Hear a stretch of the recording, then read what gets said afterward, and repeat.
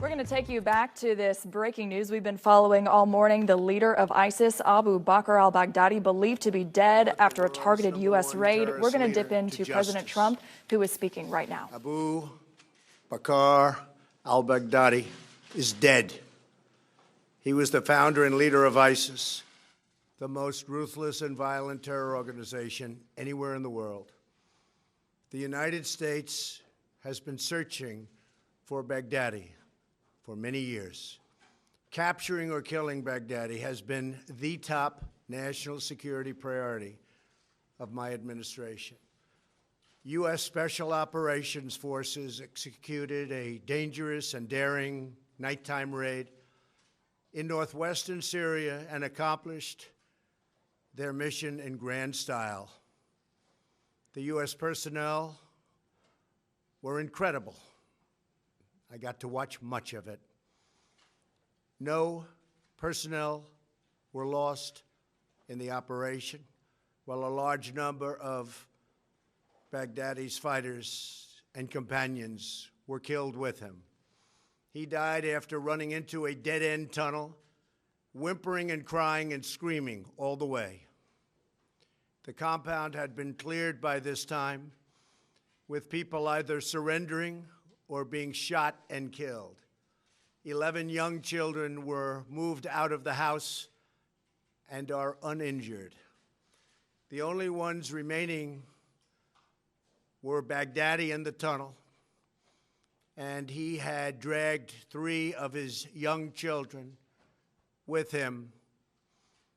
They were led to certain death. He reached the end of the tunnel as our dogs chased him down. He ignited his vest, killing himself and the 3 children.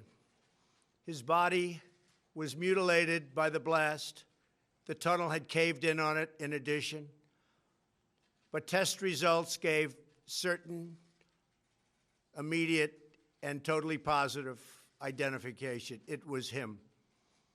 The thug who tried so hard to intimidate others spent his last moments in utter fear, in total panic and dread, terrified of the American forces bearing down on him.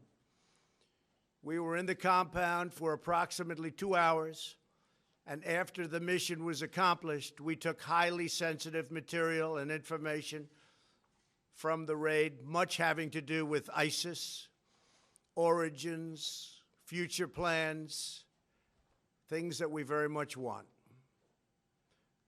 Baghdadi's demise demonstrates America's relentless pursuit of terrorist leaders and our commitment to the enduring and total defeat of ISIS and other terrorist organizations. Our reach is very long. As you know, last month we announced that we recently killed Osama bin Laden, the very violent son of Osama bin Laden, who was saying very bad things about people, about our country, about the world. He was the heir apparent to al-Qaeda, terrorists who oppress and murder innocent people should never sleep soundly, knowing that we will completely destroy them. These savage monsters will not escape their fate, and they will not escape the final judgment of God. Baghdadi has been on the run for many years, long before I took office. But at my direction, as Commander-in-Chief of the United States, we obliterated his caliphate 100% in March of this year. Today's events are another reminder that we will continue to pursue the remaining ISIS terrorists to their brutal end. That also goes for other terrorist organizations. They are likewise in our sights. Baghdadi and the losers who worked for him, and losers they are. They had no idea what they were getting into.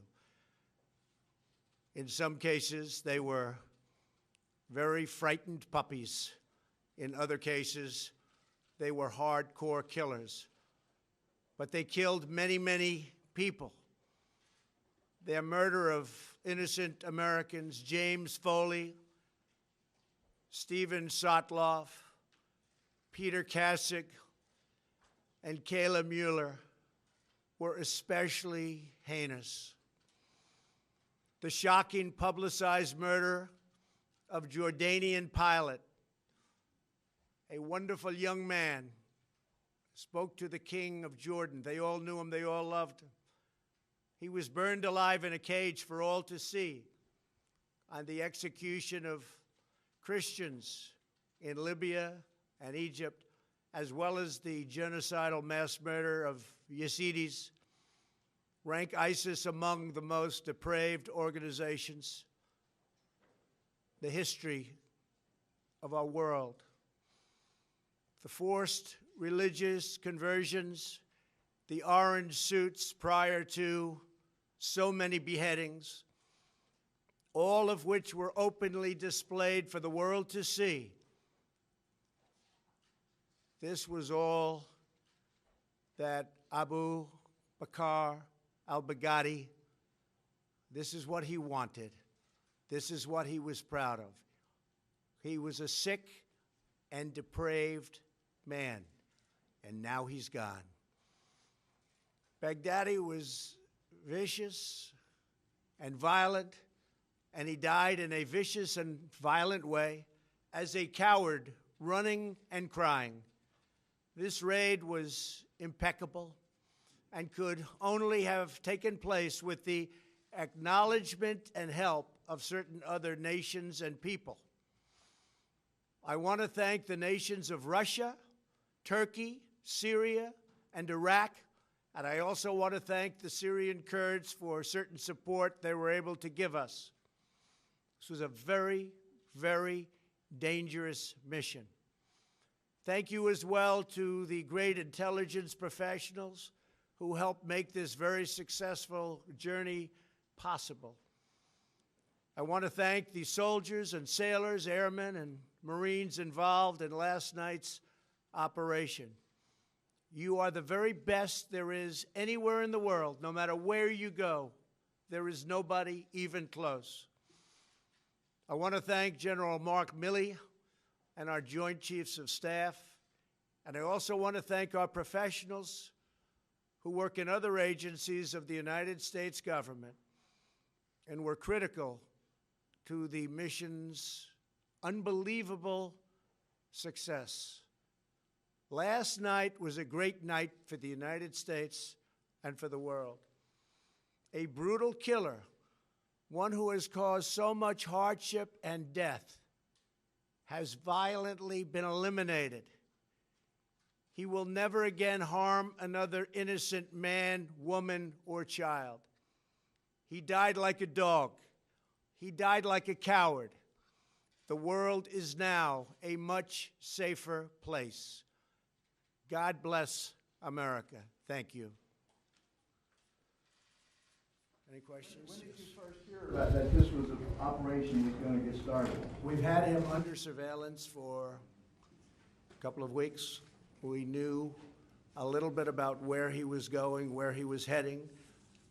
We had very good information that he was going to another location. He didn't go. 2 or 3 efforts were canceled because he decided to change his mind, constantly changing his mind. And finally, we saw that he was here, held up here. We knew something about the compound. We knew it had tunnels.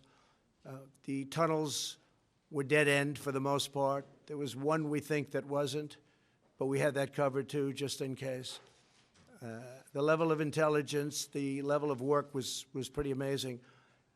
When we landed with 8 helicopters, a large crew of brilliant fighters ran out of those helicopters and blew holes into the side of the building, not wanting to go through the main door because that was booby-trapped. And it was something really amazing to see. I got to watch it along with General Milley, Vice President Pence, others in the Situation Room. And we watched it so clearly. How did you watch this? Well, I don't want to say how, but we had absolutely perfect, as though you were watching a movie. It was that and the technology there alone is really great. A big part of the trip that was of great danger was it was approximately an hour and 10-minute flight, and we were flying over very, very dangerous territory. In fact, some of our leaders said that that could be the most dangerous, flying in and flying out. And that's why last night we were so quiet about it. We didn't say anything, and I didn't make my remark until after they had landed safely in a certain area. But the flight in, the flight out was a very, very dangerous part. There was a chance that we would have met unbelievable fire. Russia treated us great. They opened up. We had to fly over certain Russia areas, Russia-held areas. Russia was great. Iraq was excellent. We really had great cooperation. And you have to understand, they didn't know what we were doing and where we were going exactly. But the ISIS fighters are hated as much by Russia and some of these other countries as they are by us. And that's why I say they should start doing a lot of the fighting now, and they'll be able to. I really believe they'll be able to. Yes, Jennifer? Can you say what role the Kurds played in this, just generally? They gave us not a military role at all, but they gave us some information that turned out to be helpful, the Kurds. And can you tell us what the role of Turkey might have been in Iraq? Who? What was the role of Turkey? How did they help? Turkey, we dealt with them. They know we were going in. We flew over some territory. They were terrific, no problem. They were not problem. You know, they could start shooting, and then we will take them out, but a lot of bad things can happen. Plus, it was a very secret mission. We flew very, very low and very, very fast. But it was a very dangerous part of the mission. Getting in and getting out, too, equal. We went in identical, we took an identical route. We met with gunfire coming in, but it was local gunfire. That gunfire was immediately terminated. These people are amazing. They had the gunfire terminated immediately, meaning they were shot from the airships. I'm trying to understand the timing. You talked earlier, several weeks about pulling troops out, and then troops were put back in, and then, I'm trying to understand the timing of when this operation. Well, I'll tell you, from the first day I came to office, and now we're getting close to 3 years, I would say, where's al-Baghdadi? I want al-Baghdadi. And we would kill terrorist leaders, but they were names I never heard of. They were names that weren't recognizable, and they weren't the big names. Some good ones, some important ones, but they weren't the big names. I kept saying, where's al-Baghdadi? And a couple of weeks ago, they were able to scope him out. These people are very smart. They're not into the use of cell phones anymore. They're very technically brilliant. They use the internet better than almost anybody in the world, perhaps other than Donald Trump. But they use the internet incredibly well. And what they've done with the internet through recruiting and everything, and that's why he died like a dog, he died like a coward. He was whimpering, screaming, and crying. And frankly, I think it's something that should be brought out, so that his followers and all of these young kids that want to leave various countries, including the United States, they should see how he died.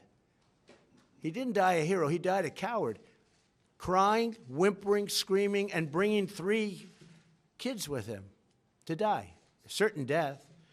And he knew the tunnel had no end. I mean, it was a closed end. They call it a closed end tunnel. Not a good place to be. So this was going on before you made the announcement that you're pulling I've been looking for him for 3 years. I've been looking for him. I started getting some very positive feedback about a month ago. And we had some incredible intelligence officials that did a great job. That's what they should be focused on. And about what time did this operation start yesterday, sir? And have you notified? Well, this operation started 2 weeks ago in terms of the real operation, because we had them scoped. We thought he'd be in a certain location. He was. Things started checking out very well. We were involved on our own team with some brilliant people who I've gotten to know, brilliant people that love our country, highly intelligent people. And we've had it pretty well scoped out for a couple of weeks. But he tends to change immediately. He had a lot of cash. He tends to change like on a dime, where he'll be going to a certain location, all of a sudden he'll go someplace else, and you'll have to cancel. But this was one where we knew he was there, and you can never be 100% sure because you're basing it on technology more than anything else. But we thought he was there, and then we got a confirmation. And when we went in, they were greeted with a lot of firepower, a lot of firepower. I'll tell you, these guys, they do a job. They are so brave and so good. And so importantly, many of his people were killed, and we'll announce the exact number over the next 24 hours. But many were killed. We lost nobody. Think of that. It's incredible. And when you told the Russians, you requested... Our dog was hurt. Actually, the canine was hurt, went into the tunnel. But we lost nobody. So you requested to the Russians to fly over this area they controlled. What did you tell them? We spoke to the Russians. What did you tell them? We told them we're coming in. Okay. And they said, thank you for telling us. They were very good. But did you tell them why? No. No, they did not know why. Was any other country? We did tell them, we think you're going to be very happy because, you know, again, they hate ISIS as much as we do. You know what ISIS has done to Russia. So, no, we did not tell. They did not know the mission, but they knew we were going over an area that they had a lot of firepower. And have you notified the congressional leaders about this? Pelosi? We've notified some. McConnell? Others are being notified now as I speak. We were going to notify them last night, but we decided not to do that because Washington leaks like I've never seen before. There's no country in the world that leaks like we do. And Washington is a leaking machine. And I told my people we will not notify them until our great people are out. Not just in, but out. I don't want to have them greeted with firepower like you wouldn't believe. So we were able to get in. It was top secret. It was kept. There were no leaks, no nothing. The only people that knew were the few people that I dealt with. And again, Mark Milley and the Joint Chiefs of Staff were incredible. We had some tremendous backup. Robert O'Brien, Secretary Esper, Secretary Pompeo. Pence, I told you, he was great. This is a very small group of people that knew about this. We had very, very few people. A leak could have cost the death of all of them. Now, they're so good that I think nothing was going to stop them anyway. You want to know the truth. That's how good they were. We had them also surrounded by massive air power, up in the air yesterday, surrounded at very high levels. We were very low. We had tremendous air power. And you watched all this from the sit room? Who were you with in the sit room when you watched this? Secretary Esper, a few of the Joint Chiefs, Mark Milley, some generals. We had some very great military people in that room, and we had some great intelligence people. Robert O'Brien. It's really good. Yes? Was the pullout of the U.S. troops in Syria last month strategically tied in with this raid? No, the pullout, right, sure, it's a great question, and you're doing a great job, by the way. Your network is fantastic. They're really doing a great job. Please let them know. No, the pullout had nothing to do with this. In fact, we found this out at a similar time. It's a very good question because we found this out at a similar time. No, we're after these leaders, and we have others in sight, very bad ones, but this was the big one. This is the biggest one, perhaps, that we've ever captured because this is the one that built ISIS and beyond and was looking to rebuild it again. Very, very strongly looking to build it again. That's why he went to this province. This is why he went to this area. You know, a lot of people I was watching this morning and hearing, and they said, why was he there? People were so surprised. Well, that's where he was trying to rebuild from. because that was the place that made most sense if you're looking to rebuild. Yeah. You said your tweet last night. At what moment did you decide to send that? So I sent that right after I knew they had landed safely. When they had Right. returned? And that was to notify you guys that you have something big this morning, so you wouldn't be out playing golf or tennis Where did they or land? otherwise being indisposed. Where were they safe? Where did they landed? I'd rather not say, but we landed in a very friendly port in a friendly country. Give you any pause about your decision to withdraw? No, I think it's great. Look, we don't want to keep soldiers between Syria and Turkey for the next 200 years. They've been fighting for hundreds of years. We're out. But we are leaving soldiers to secure the oil. Now, we may have to fight for the oil. That's okay. Maybe somebody else wants the oil, in which case they have a hell of a fight. But there's massive amounts of oil, and we're securing it for a couple of reasons. Number one, it stops ISIS, because ISIS got tremendous wealth from that oil. We have taken it. It's secured. Number two, and again, somebody else may claim it, but either we'll negotiate a deal with whoever's claiming it, if we think it's fair, or we will militarily stop them very quickly. We have tremendous power in that part of the world. We have, the airport is right nearby. A very big, very monstrous, very powerful airport and very expensive airport that was built years ago. We're in that Middle East now for $8 trillion. So we don't want to be keeping Syria and Turkey. They're going to have to make their own decision. The Kurds have worked along incredibly with us, but in all fairness, it was much easier dealing with the Kurds after they went through 3 days of fighting, because that was a brutal 3 days. And if we would have said to the Kurds, hey, do you mind moving over 7 miles? Because, they were in the middle mostly. So you have 7 or 8 miles. Could you mind moving over? Because I have to say, Turkey has taken tremendous deaths from that part of the world. We call it a safe zone, but it was anything but a safe zone. Turkey has lost thousands and thousands of people from that safe zone. So they've always wanted that safe zone for many years. I'm glad I was able to help them get it. But we don't want to be there. We want to be home. I want our soldiers home or fighting something that's meaningful. I'll tell you who loves us being there. Russia and China. Because while they build their military, we're depleting our military there. So Russia loves us being there. Now, Russia likes us being there for 2 reasons.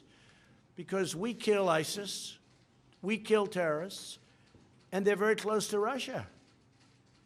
We're 8,000 miles away. Now, maybe they can get here, but we've done very well with Homeland Security and the ban, which, by the way, is approved by the United States Supreme Court, as you know. There was a reporter that said we lost the case, and he was right in the early court. He didn't want to say, just refused to say that we won the case in the Supreme Court. So, but we have a very effective ban, and it's very hard for people to come to our country. But it's many thousands of miles away, whereas Russia's right there, Turkey's right there, Syria is there. They're all right there. Excuse me, Iran is right there, Iraq is right there. They all hate ISIS. So we don't, in theory, they should do something. And I'll give you something else. The European nations have been a tremendous disappointment. Because I personally called, but my people called a lot, take your ISIS fighters. And they didn't want them. They said, we don't want them. They came from France, they came from Germany, they came from the UK. They came from a lot of countries. And I actually said to them, you don't take them, I'm going to drop them right on your border. And you can have fun capturing them again. But the United States taxpayer is not going to pay for the next 50 years. You see what Guantanamo costs. We're not going to pay tens of billions of dollars because we were good enough to capture people that want to go back to Germany, France, UK, and other parts of Europe. And they can walk back. They can't walk to our country. We have lots of water in between our country and them. So, yeah, go. You mentioned that you'd gotten to know some brilliant people along this process who had helped provide information and advice along the way. Is there anyone in particular, or would you like to give anyone credit for getting to this point today? Well, I would, but if I mention one, I have to mention so many. I spoke to Senator Richard Burr this morning. And as you know, he's very involved with intelligence and the committee, and he's a great gentleman. I spoke with Lindsey Graham just a little while ago. In fact, Lindsey Graham is right over here, and he's been very much involved in this subject, and he's a very strong hawk, but I think Lindsey agrees with what we're doing now. And again, there are plenty of other countries that can help them patrol. I don't want to leave 1,000 or 2,000 or 3,000 soldiers on the border. But where Lindsey and I totally agree is the oil. The oil is, so valuable for many reasons. It fueled ISIS, number one. Number two, it helps the Kurds because it's basically been taken away from the Kurds. They were able to live with that oil.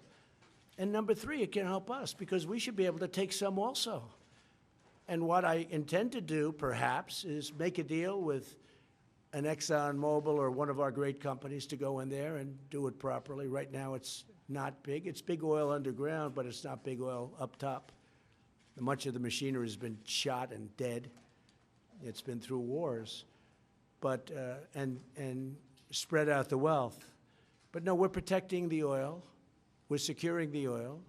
Now, that doesn't mean we don't make a deal at some point. But I don't want to be, they're fighting for 1,000 years. They're fighting for centuries.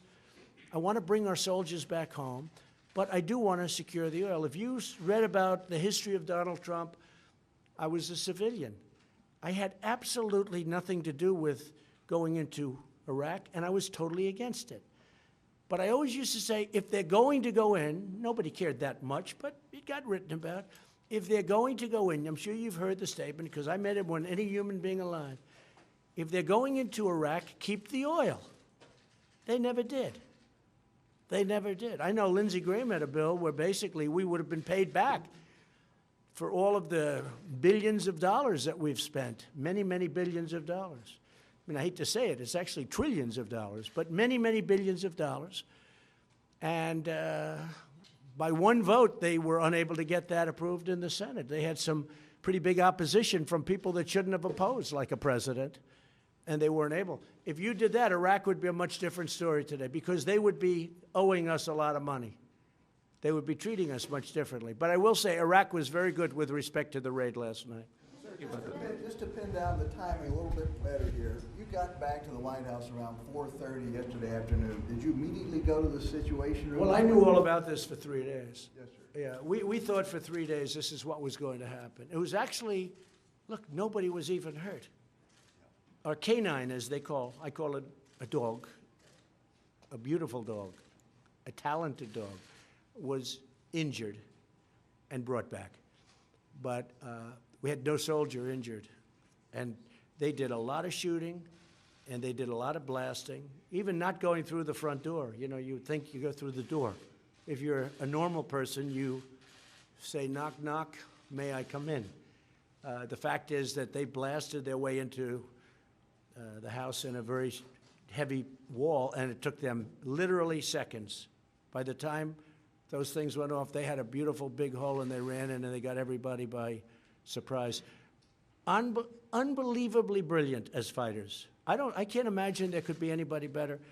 And these, as you know, are our top operations people. And Baghdadi apparently had been in bad health for some time. Was there any indication of that? Or Well, we don't know that, but he was the last one out, and his people had either been killed, which there were many, or gave up and came out. Because with the 11 children that came out, we were able to do that. We don't know if they were his children. They might have been. But as I said, 3 died in the tunnel. And the tunnel collapsed with the explosion. But you had other fighters coming out also. And they're being brought back. They're right now, we have them imprisoned. I was going to ask whose children they were, but do you remember what time you went into the Situation Room? Well, I started at 5 o'clock. We were pretty much gathered at 5 o'clock yesterday. We were in contact all day long through hopefully secure phones. I'll let you know tomorrow, but nothing seemed to leak, so I guess they were secure for a change. But we gathered more or less at 5. The attack started moments after that. the liftoff started moments after that. Again, the element of attack that they were most afraid of was getting from our base into that compound, because there's tremendous firepower that we were, flying over. And I won't go into it, but you had a very big Russian presence in one area. You had a Turkish presence. You had a Syrian presence. And you're flying low. It's very dangerous. And there were shots made, but we think these were people that were shooting, that were indiscriminately shooting. The helicopters took some shots, but we think that these were people that were just random people that don't like to see helicopters, I guess. Was there any kind of DNA test done, or? So that's another part of the genius of these people. They have his DNA, more of it than they want even. And they brought it with them with lab technicians who were with them. And they assumed that this was Baghdadi. They thought visually it was him, but they assumed it was him. And they did an on-site test. They got samples. And to get to his body, they had to remove a lot of debris because the tunnel had collapsed. But these people are very good at that. And they, as I said, they brought body parts back with them, et cetera, et cetera. There wasn't much left. The vest blew up, but there are still substantial pieces that they brought back. So they did an on-site test because we had to know this. And it was a very quick call that took place about 15 minutes after he was killed, and it was positive. This is a confirmation, sir.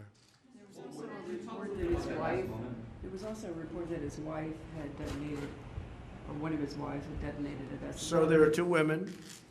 There were two women, both wives, both wearing vests. They had not detonated, but the fact that they were dead and they had vests on made it very difficult for our men, because they had vests on, and it made it very difficult for our men, because you never know what's going to happen. They're lying, they're dead, they never detonated, but they were dead.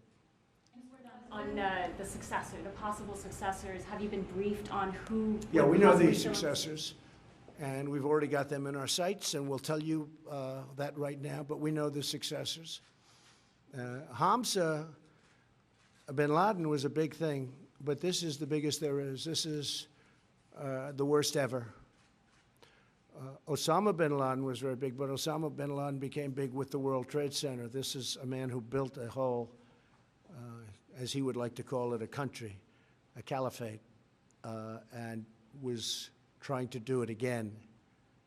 And I had not heard too much about his health. I've heard stories about he may not have been in good health, but he died in a ruthless, vicious manner, that I can tell you. Prisoners taken, sir? Were there any adults taken? Yes, we have people that were taken.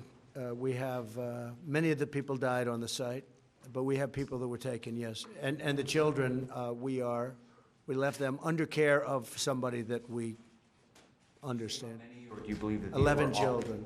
11 children. How many adults? I'd rather not say. I'd leave that to the generals. But a small group. More dead than alive. Which operation teams were involved? Which special operations teams were involved? Many of them, and at the top level, and people that were truly incredible at their craft. I've never seen anything like it. And were there, as far as partnerships goes, were there any other forces involved, or was this only American troops No, in this only raid? American forces. Did the U.S. Only rely- American forces, but we were given great cooperation. Did the U.S. rely We on- told the Russians we're coming in because we had to go over them. And they were curious, but we said we're coming. or, And we said one way or the other, hey, you look, we're coming. But they were very cooperative. They really were good. And we did say it would be a mission that they'd like, too, because, again, they hate ISIS as much as we do. For intel purposes, was there any foreign intel that proved useful along the way in this operation? So we had our own intel. We got very little help. We didn't need very much help. We have some incredible people when we use our intelligence correctly, what we can do is incredible. When we waste our time with intelligence, that hurts our country because we had poor leadership at the top, that's not good. But I've gotten to know many of the intel people, and I will say that they are spectacular. Now, they're not going to want to talk about it. They want to keep it quiet, the last thing they want, because these are great patriots. But the people that I've been dealing with are incredible people, and it's really a deserving name, intelligence. I've dealt with some people that aren't very intelligent, having to do with intel. But this is the top people, and it was incredible. It was flawless, and it was very complicated. But so I do appreciate Russia, Turkey, Iraq, and Syria to an extent, because, you know, we're flying into Syria. There are a lot of Syrian people with lots of guns. So we had good cover for probably the most dangerous part. It would not sound to, you know, when you fly in, it doesn't sound like that would be the most dangerous when you're going into shooting nests and all of the things that happened once they broke into that pretty powerful compound. That was a very strong compound. And as I said, had tunnels. But the most dangerous part, we had great cooperation with. Yes, ma'am? Did you inform Speaker Pelosi ahead of time? No, I didn't. I didn't do that. I wanted to make sure this kept secret. I don't want to have men lost and women. I don't want to have people lost. Do you anticipate inviting the Special Forces teams to the White House after Oh, yeah, this? they'll be invited. I don't know if they'll want to have their faces shown, to be honest with you. You know, they're incredible for the country. They're not looking for public relations. But they love doing what they're doing. I've seen it. First Lady was out there recently looking at what they do. She came back, she said, wow, I've never seen anything like that. The training, you know, all of the training and the power of the people, the men and women, the strength, the physical strength, the mental strength. These are incredible people. These are very unique individuals. You mentioned whimpering. Could you hear that on your video hookup? The whimpering of Baghdadi. I don't want to talk about it, Okay. but he was screaming, crying, and whimpering. And he was scared out of his mind. And think of James Foley. Think of Kayla. Think of the things he did to Kayla. What he did to Foley and so many others. And for those people that say, oh, isn't this a little violent? Think of how many times have you seen men, I think in all cases men for the most part, but in terms of this, where you see the orange suits and you see the ocean and they're beheaded. Or how many of you got to see, because it was out there, the Jordanian pilot whose plane went down, they captured him, they put him in a cage, and they set him on fire. And the king of Jordan actually attacked very powerfully when that happened. They've never seen a thing like that. But he set him on fire. This was al-Baghdadi, and you should never, ever, hopefully, see a thing like that again. Now, there'll be new people emerge, but this was the worst of this particular world. This was the worst. Probably, in certain ways, the smartest. He was also a coward, and he didn't want to die. But think of it, everybody was out, and we were able to search him down and find him in the tunnel. We knew the tunnel existed, and that's where he was. And you've taken a lot of heat for the Syria pullout. Do you think this will change the standing, your standing? Well, I don't have a Syria pullout. I just don't want to guard Turkey and Syria for the rest of our lives. I mean, I don't want to do it. It's very expensive. It's very dangerous. They've been fighting for centuries. I don't want to have my people, 2,000 men and women, or 1,000, or 28. We had 28 guarding. I said, I don't want them there anyway. I don't want them. Now, I will secure the oil. That happens to be in a certain part, but that's tremendous money involved. I would love to, you know, the oil in, I mean, I'll tell you a story in Iraq. So they spent, President Bush went in. I strongly disagreed with it, even though it wasn't my expertise at the time, but I have a very good instinct about things. They went in, and I said, that's a tremendous mistake. And there were no weapons of mass destruction. It turned out I was right. I was right for other reasons, but it turned out, on top of everything else, they had no weapons of mass destruction, because that would be a reason to go in, but they had none. But I heard recently that Iraq, over the last number of years, actually discriminates against America in oil leases. In other words, some oil companies from other countries, after all we've done, have an advantage in Iraq for the oil. I said, keep the oil. Give them what they need. Keep the oil. Why should we go in, we lose thousands of lives, spend trillions of dollars, and our companies don't even have an advantage in getting the oil leases. So I just tell you that story. That's what I heard.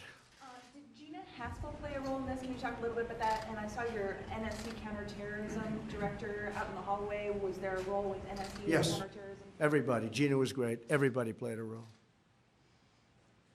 Just to Joe was follow- great. Gina was great. They were all great. Just to follow up, did your Syria pullout, did that generate the intelligence that led to this operation? No. We were looking at this. Look, as I said, Steve, I've been looking at this. I'm here almost 3 years. I've been looking at this for 3 years. They'd come in, sir, we have somebody under. I said, I don't want somebody. I want al-Baghdadi. That's the one I want. They'd say, well, we have somebody else. I said, that's great. Fine. Take him out. But I want al-Baghdadi. That's who I want. I don't want other people. And then I also wanted Hamza bin Laden, because he's a young man, around 30, looks just like his father, tall, very handsome, and he was talking bad things just like his father. You know, if you read my book, there was a book just before the World Trade Center came down, and I don't get any credit for this, but that's okay. I never do. But here we are. I wrote a book, a really very successful book, and in that book, about a year before the World Trade Center was blown up, I said, there is somebody named Osama bin Laden. You better kill him or take him out, something to that effect. He's big trouble. Now, I wasn't in government. I was building buildings and doing what I did, but I always found it fascinating. But I saw this man, tall, handsome, very charismatic, making horrible statements about wanting to destroy our country. And I'm writing a book. I think I wrote 12 books. All did very well. And I'm writing a book. World Trade Center had not come down. I think it was about, if you check, it was about a year before the World Trade Center came down. And I'm saying to people, take out Osama bin Laden, that nobody ever heard of. Nobody ever heard of. I mean, al-Baghdadi, everybody hears because he's built this monster for a long time. But nobody ever heard of Osama bin Laden until really the World Trade Center. But about a year, you'll have to check it, a year and a half before the World Trade Center came down, the book came out. I was talking about Osama bin Laden. I said, you have to kill him. You have to take him out. Nobody listened to me. And to this day, I get people coming up to me. They said, you know what, one of the most amazing things I've ever seen about you is that you predicted that Osama bin Laden had to be killed before he knocked down the World Trade Center. It's true. Now, most of the press doesn't want to write that, but, you know, but it is true. If you go back, look at my book. I think it was The America We Deserve. I made a prediction, and let's put it this way. If they would have listened to me, a lot of things would have been different. Can you talk about some of the difficult decisions you had along the way here in this operation? Anything that weighed on you or that you had to... Well, just death. I mean, you know, I'm sending a large number of brilliant fighters. These are the greatest fighters in the world. I'd rather let the generals tell you, but a large number. We had 8 helicopters, and we had many other ships and planes. It was a large group, and again, this is a large group heading over very, very strong firepower areas where that was decision one. Will they make it? And they made it. But they took fire, but they made it. They didn't take, we don't believe, again, it was nation fire. We believe it was individual group fire or gang fire, as they call it. So they made it. So that was a big relief. Then they went in, they blasted their way in, you've heard. They blasted their way in so quickly, it was incredible, because his building was quite powerful, strong. They blasted their way in, and then all hell broke loose. It's incredible that nobody was killed or hurt. We had nobody even hurt. And that's why the dog was so great. We actually had a robot to go in the tunnel, but we didn't get it because we were tracking him very closely, but we had a robot just in case, because we were afraid he had a suicide vest on, and if you get close to him and he blows it up, you're going to die. You're going to die. He had a very powerful suicide vest. Making decisions in the moment while troops are on the ground? No, they had it just incredible. We were getting full reports on literally a minute-by-minute basis. Sir, we just broke in. Sir, the wall is down. Sir, you know, we've captured. Sir, 2 people are coming out right now, hands up, fighters. Then the 11 children out. Numerous people were dead within the building that they killed. Then it turned out they gave us a report. Sir, there's only 1 person in the building. We are sure he's in the tunnel trying to escape, but it's a dead-end tunnel. And it was brutal, but it was over. And as I said, when he blew himself up, the tunnel collapsed on top of him, on top of everything. And his children, I mean, so he led his 3 children to death. So, you know. In the tunnel, that's when the robot followed him into, that's why no The robot troops was died. set to, but we didn't hook it up because they were moving too fast. We were moving fast. We weren't 100% sure about the tunnel being dead-ended. It's possible that there could have been an escape hatch somewhere along that we didn't know about. So we moved very, very quickly. I mean, these people, they were moving, they were chasing, yeah, they were chasing. But again, because of suicide vests, you can't get too close.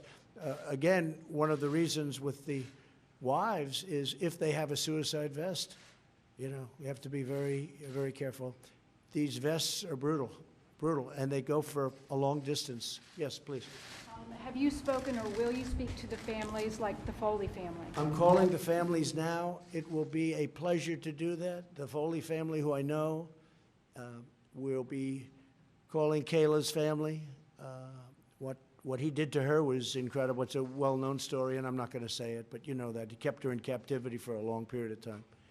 He kept her in his captivity, his personal captivity.